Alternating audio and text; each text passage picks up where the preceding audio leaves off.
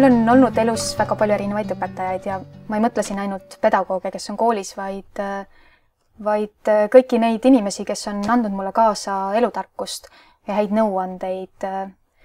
Ja üks sellistest tarkustest, mis ma olen saanud, on nõuanne igal pool, kus ma käin või kõigega, mis ma teen, proovida tähele panna, mis ümberringi toimub.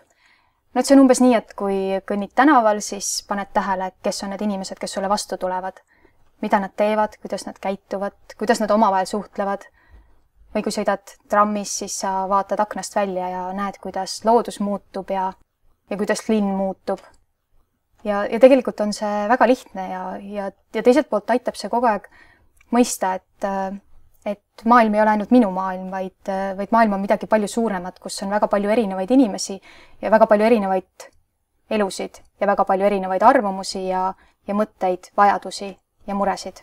Ikka paned ju tähele, et kuidas su vestluskaaslane reageerib sinu küsimustele või kuidas ta ennast väljendab või mis on see, mida ta võib-olla välja ei ütle, aga tahaks öelda.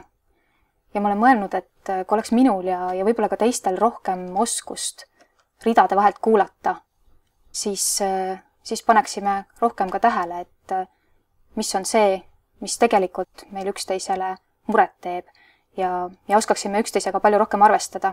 Sest et tegelikult on väga palju mõtteid ja ettepanekuid, mis on inimeste peades, kui nendelt targalt õiget küsimusi küsida.